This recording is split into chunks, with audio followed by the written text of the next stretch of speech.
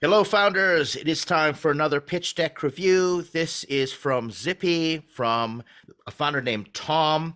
If you are watching this and you are not Tom, that means Tom has graciously said okay to allowing us to publish this out there and send it to the rest of our community so that other founders can learn from this pitch deck critique. And I appreciate any time a founder allows us to do that. If not, that's quite all right. Just going to go through this, and Tom, I'm going to give you a whole bunch of great advice. And I think that this deck has drastically improved from the first one that you sent me earlier. And there are just a few other things that we can really push to sharpen the tip of that arrow so that it really hits the investors. Bang, get it in there, get you that meeting. Before I continue, I want to say to anybody else who may be watching this, I don't do these reviews or these critiques unless there's something in the startup or the founder, the idea that I think is worth pursuing. And so with Zippi, what's interesting to me is the whole restaurant delivery space is saturated to me. There are big incumbents there, but as I investigated Zippi a little more and I investigated what Tom was doing and the deck, I said, this is a really interesting contrarian play. And I like the ideas that are sort of this Venn diagram between, that's just a stupid idea. Why would you do that? And if this idea works, it could change the world because it's a problem out there. And that thin slice between the middle where those two overlaps, if there's a better than zero chance of pursuing that, I'm interested because that's where great startups come from. Typically from that, like that dark recess place where people are like, that's a dumb idea, but it could change the world. And that's how actually I feel about this startup. If we can just communicate a little better and get this Zippi, get this startup and Tom a little bit of funding here and get it going so that we can begin to explore these assumptions that are made here in this deck. I'm going to show this from a standpoint of, it's a great master deck. Like I said, incredibly improved. So, we got a master deck, but I'm going to show how we can start to adjust that so that we can go for some pre-seed funding. Now, you're going to see that Tom is looking for some seed funding, but I'm going to make an argument in terms of, hey, how about we go for some pre-seed funding? Let's get you funded sooner than later, especially in the current market dynamics, and start to test out your assumptions and really prove out this investment thesis of where this money is going to go to work. Let's start with the cover page here. I like the fact that this statement is not marketing fluff like it was before. Tom has made some great improvements. Nice work, Tom. But here are the keys here is that we want to make sure it is simple and straightforward. The investor needs to have clarity right away. If you put any opportunity for friction in the sense that the investor doesn't understand, there's a word that they're going to have to try and interpret, I wonder what that is, then you have the potential of losing that investor. And remember, the investor has the attention span of a gnat, and it's not going to go well for you if you take the chance and you risk putting these little cognitive hurdles in your pitch deck. So right away, this word hybrid stands out for me. And I want to maybe push this a little more because I know what this startup is all about. And if anybody else is watching this, it's going to take a bit of time for you to understand. But Tom, you have an opportunity here to say something like rethinking or challenging or the next generation of restaurant delivery platforms in a competitive space, or restaurant delivery platform that is profitable, actually profitable. Say something that differentiates you and make a promise, a very straightforward promise that this is going to be different, because as soon as I see restaurant delivery platform, what am I thinking? I'm thinking saturated market. So now you have an opportunity to make sure that the investor doesn't write off what you're going to give them in this deck right away because, oh, another restaurant delivery platform. And I'm just going to be straight, shoot straight. Since we're here at startups.com and we have Fundable and over 800 active founders, at any point in time, like hundreds of these companies are raising.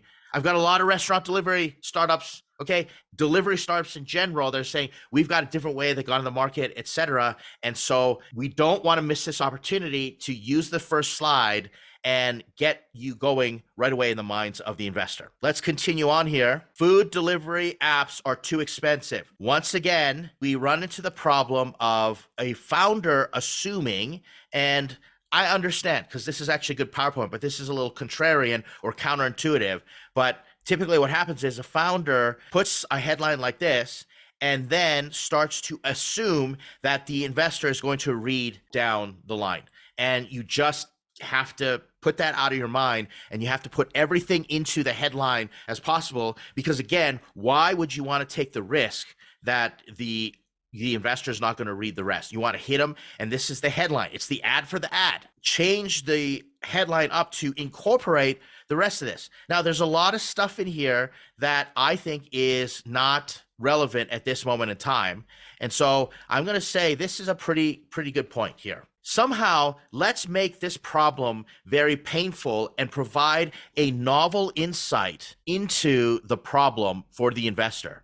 And when you provide a novel insight, what that does is it makes the investor go, huh, I didn't know that. Thanks for educating me. And now you, as the founder, you are the expert.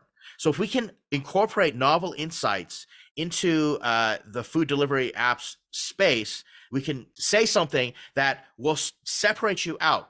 So I don't know what that is right now, but it could be something like food delivery apps are unsustainable for today's restaurants because they charge 30% commissions, or restaurants cannot be profitable with 30% commissions, charged to, for every delivery, or something along those lines. Or like, how many restaurants, I'd be curious. I wonder how many restaurants out there don't use food delivery apps because they charge 30% commissions. I didn't know that food delivery apps go on commission. I fundamentally figured something like this, but I didn't know what it was. So 30% commission, all that stuff. Like, talk about how it's not sustainable.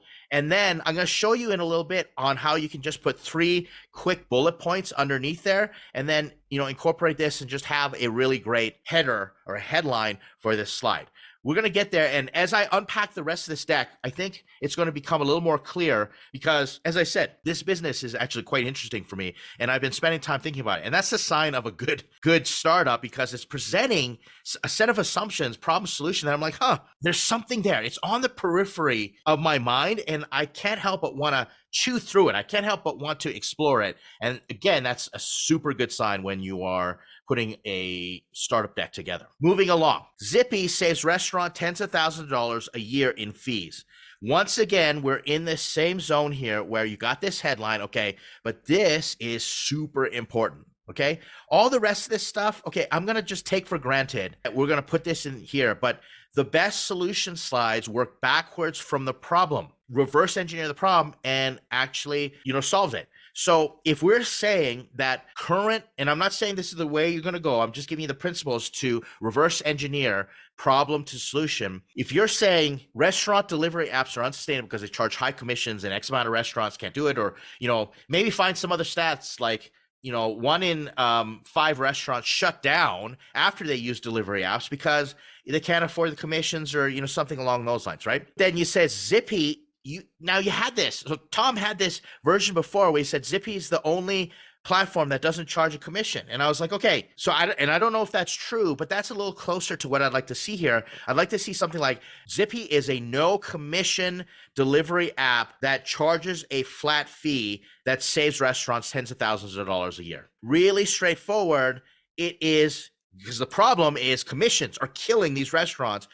The reverse of that problem, the solution is Zippi's 0% commission and charges a flat rate. Now you can get into a novel insight as to why these other apps can't do a flat rate. That's going to be the conversation that you are creating in the mind of the investor. And you may even want to put down, other apps can't afford not to charge commission, something like a little subline. Okay. But see, what you have is a 0% commission and uses a flat rate. And then you can say something along the lines of 3 points: lower menu prices, free delivery, allows the restaurant to offer lower menu price, free delivery, and better tips for the drivers, or because of happier customers, something like that. You don't have to put all these sentences in because you packed this headline sentence with the goods. That's what you want to do. Now, it would be awesome, and I don't know how you're going to incorporate this in, just letting you know, it would be awesome if you could somehow put the 3 points in there. So you might put in, restaurant markups, and then higher menu prices, and then lower tips. Something like that. If you're going to have bullet points, they need to reinforce, not fill in or complete the information on the slide.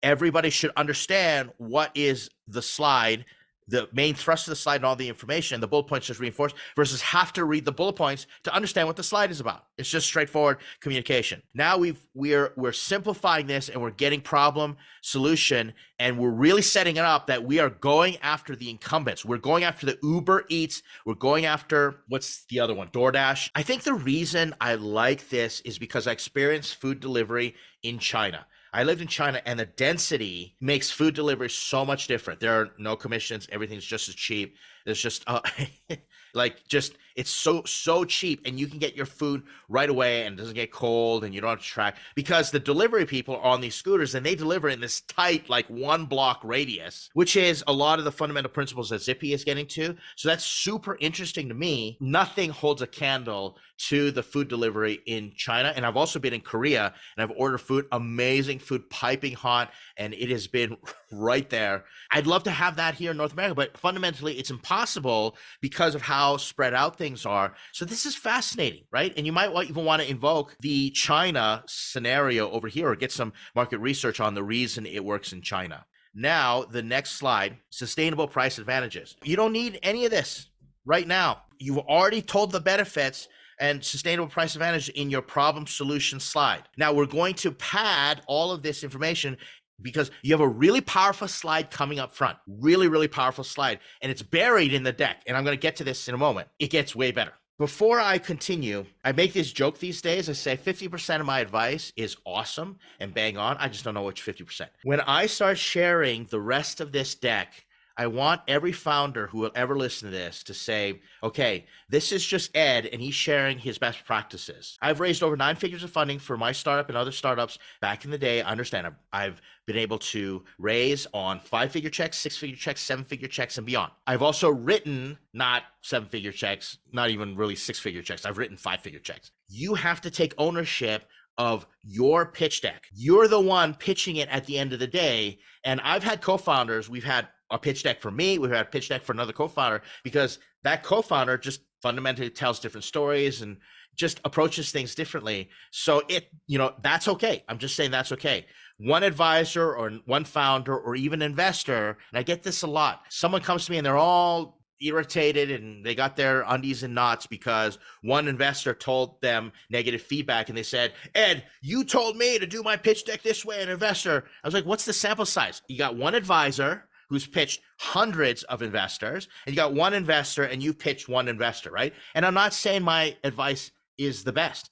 I'm saying let's establish a pattern and take all advice with a heaping pile of grains of salt, and let's go from there. Let's keep going. So we're going to get rid of this slide. Here's the market positioning slide. This is perfect for a magic quadrant.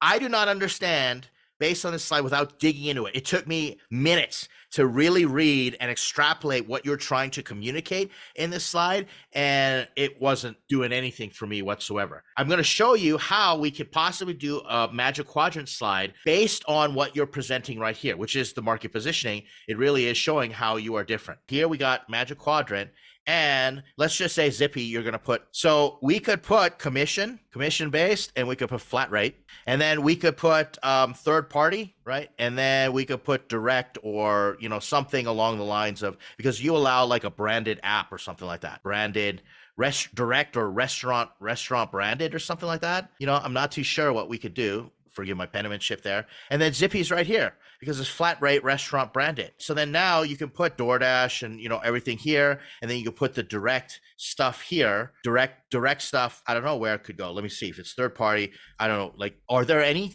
flat rates? You might say there's nobody there, but then you might want to put other competitors in there that they have to mark up, commission, and then you have markups or something like that. You see what I'm getting at is we want to just clearly put it across the 2 dimensions and 4 quadrants, and you can pretty much explain how your position, because people are going to be looking for where's Uber Eats, and you're going to be looking for where's DoorDash, etc. I believe that you've got all the information in there. Now, I might be interpreting this slide all wrong, which would be not good just to begin with. But based on what I saw in the slide, let me go back to the slide here.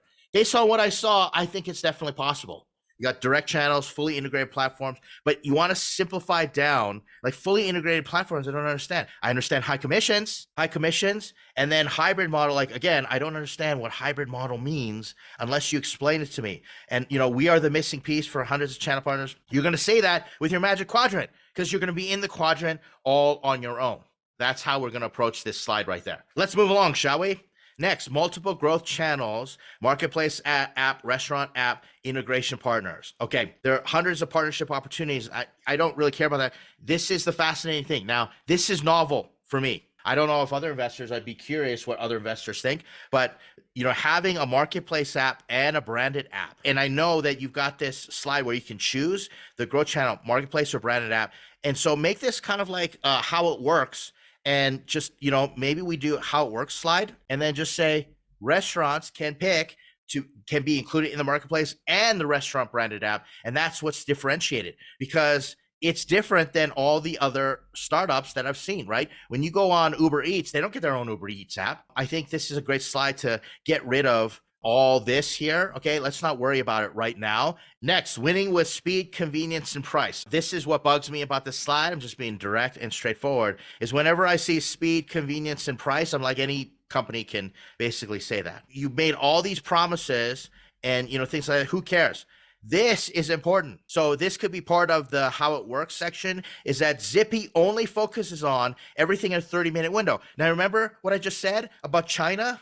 That's the secret. Whereas other companies will, deliver all over the place and, figure that out. Only a 30-minute window. And that's what allows us to create these operational efficiencies and do a flat rate and, all that stuff. Because I know where the commissions come from. If drivers driving 45 minutes to go deliver something and then they got to come all the way back.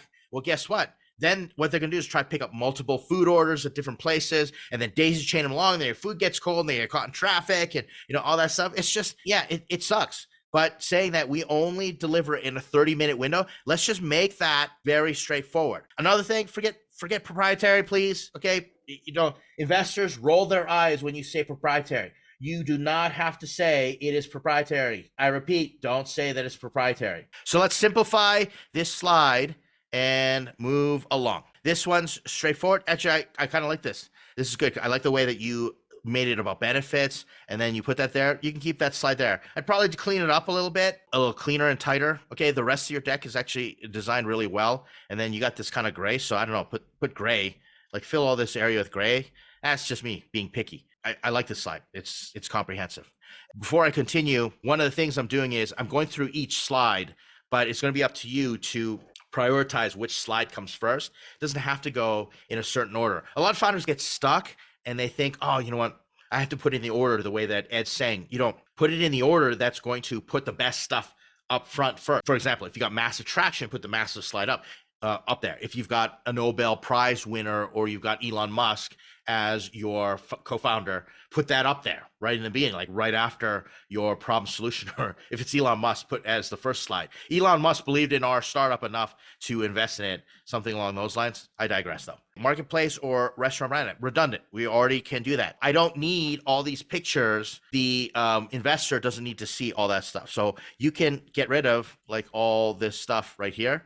And there's Zippi and then the restaurant branded app. I like that. Okay, but we've already talked about it in the previous slide, so you don't have to do redundant information. Remember, we don't have a lot of time, a lot of attention span to work with. Users in either app can add items from multiple restaurants to the same delivery order. If you're going to do this, put it in this slide here. When we said we're only going to do it in 30-minute window and multiple deliveries. So make it like proprietary, or we're not going to say proprietary. Our algorithm, there's a 30-minute window plus organizes multiple items for the same customer. Wow. Penmanship has completely gone out the door right now. I think it's because I had a little brain fart and I forgot how to spell multiple. Continuing on, we're back here. To me, this slide is super powerful, but I had to dig through this slide to get it. One of the greatest ways for you to explain problem solution is to explain right after how it works in a way that shows before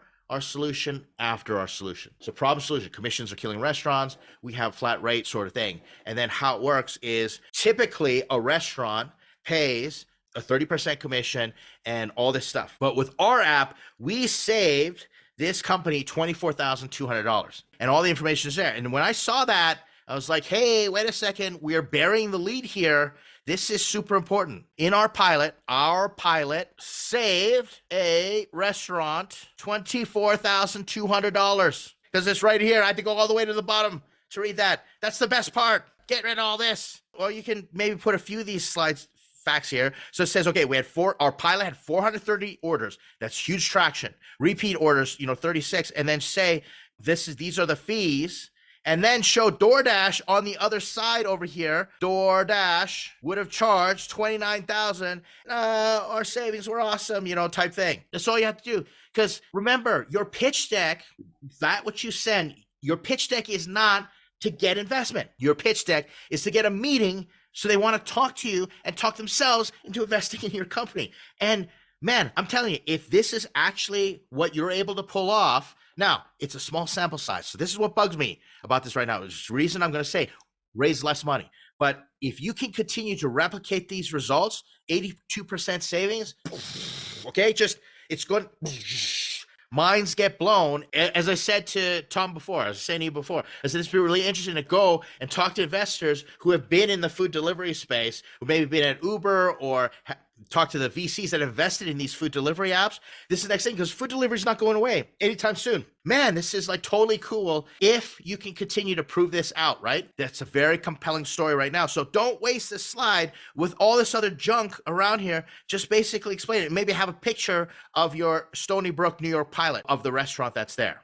Zippi team, Tom, and then Barry. Too much information. Cut this down. I just want to see bullet points. I like the fact that Tom is a restaurateur, 16-round firewood pizza. Tom is a restaurateur with X amount of years, type thing. And then just have really quick things. This is just too much quick bullets. But other than that, domain expertise, I like it. I really do. I like it. Unit economics, single restaurant order. Again, I don't need this slide. Okay, you can put this in an appendix. I'm not saying it's not important. This is good stuff, but you don't need this slide in a screener deck. You will be asked for this type of information when you're dealing with due diligence. Same thing, move this into the due diligence. Don't put it into your screener deck when you're putting it out there. This is my problem that I've got here, okay? And this is what typically founders do. If you're going to include a slide like this, everything is going up and to the right. Of course, everything's going up and to the right because it's all in your mind. Nobody believes that. A real startup goes like this. Only reason you should ever put a graph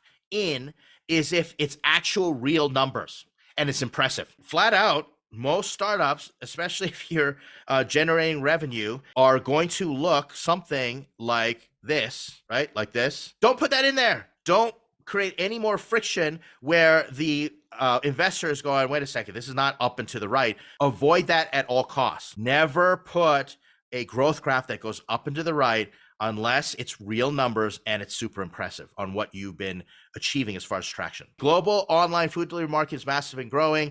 That's all marketing jargon. I'd like to see a better headline over there with over 3 billion online customers. Let's break this down just a little bit. And here are the things that I want to be looking at. Blended average GMV take rate, doesn't make a lot of sense here. All right.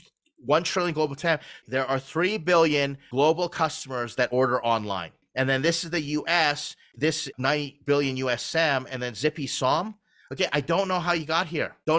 So go 3 billion, but maybe what you've done is you calculated that 30-minute radius. How many restaurants have got a quick 30-minute radius? I don't know how you're offering this, but maybe you only offer this to restaurants that have got density enough in a 30-minute radius.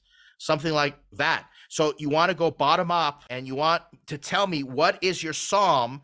15 billion, that is a massive SOM, massive SOM. Remember, a regular SOM, if you are making over $100 million, you are a unicorn. So if your SOM is 200 million, 250 million, that's understandable. But you're basically going like 15 billion. You're telling me that you're going to generate $15 billion?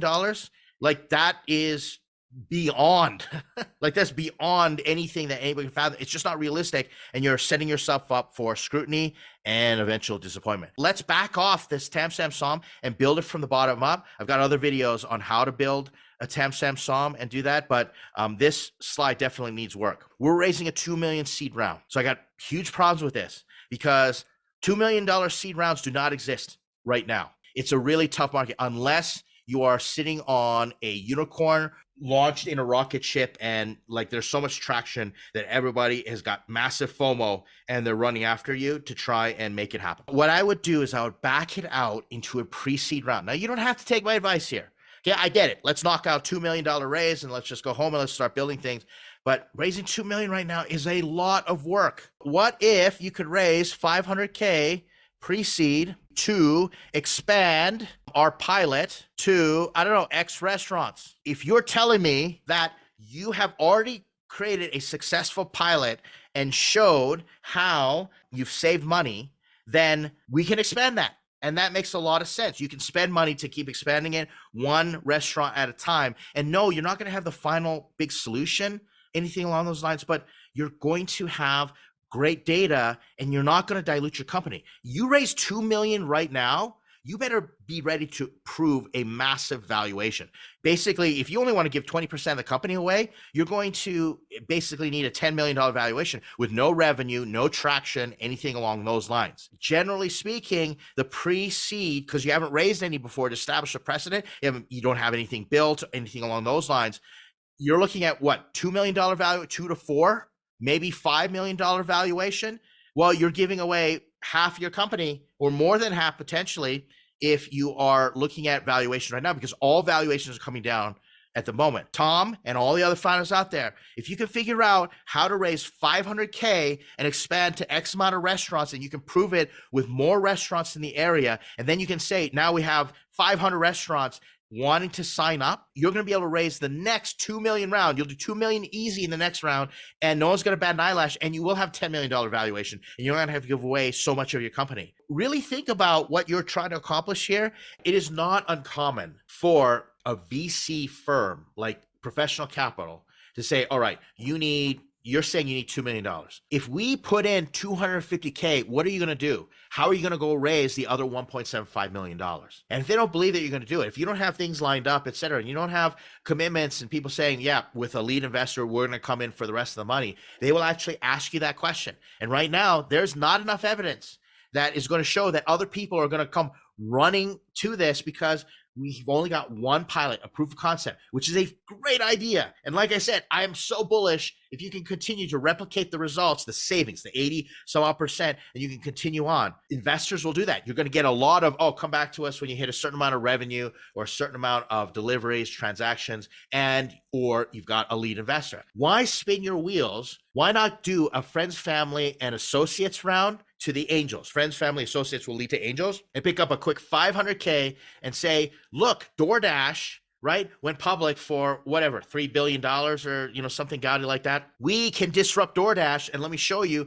how we're going to do it, but let me prove it to you with these extra pilots. That's what I'm thinking anyway. You'd save yourself a lot of grief if you just knock down your seed round. Contact Tom right there, which is fantastic. And then technology summary. I like that you've got this appendix there. That was actually very helpful.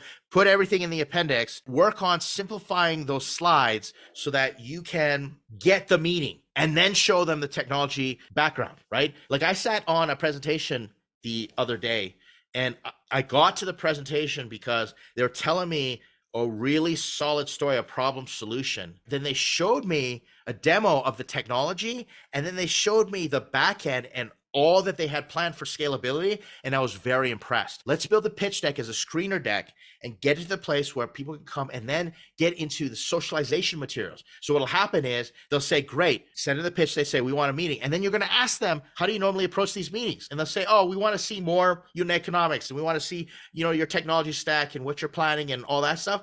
Awesome. You've done your job, but you don't have to put all that up front. Just get them right there in the zone with you and get them saying, I care about the problem. This looks like a totally unique solution, and this looks like a team that can pull it off. Well, now you're off to the races. There you have it. I hope that's helpful. I'm kind of excited about this. If you can stay within the 30-minute radius, you can add multiple things, and your algorithm works out. I know it's proprietary. Everything's proprietary, but an algorithm works things out that you can achieve the same efficiencies as they have in China and get rid of commissions. You'll have restaurants it'll be a lineup. Like, you'll have product market fit so fast, it's just going to be really ridiculous, because all you got to do is find the right restaurant. Say, hey, did you know you're using DoorDash, right? Can I just show you how many, and like have an interactive presence? Let's say you do 100 orders a week on DoorDash and you're paying this much. We can deliver for this much, and this is how much you're going to save. And they're going to be like, bullshit, don't believe you. He said, let's show you how. Let me point to this pilot or this other restaurant that's doing the exact same thing. And here's their data. And then all the restaurants go, wait a second, how come we're not in it? They're going to have FOMO.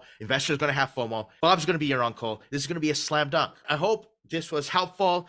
Thank you again to Tom. Thanks for allowing us to do this here. If we're sharing this out with everybody, if you are not Tom and you're watching this, please do the social media thing. It's always encouraging to get feedback, like, comment, subscribe, do all that stuff, share with your buddies, etc. And I hope this has been learning for you. And we're going to continue on offering these things. In the meantime, keep hustling, keep grinding, keep working on those startup pitch decks, and I'll see you in the next video.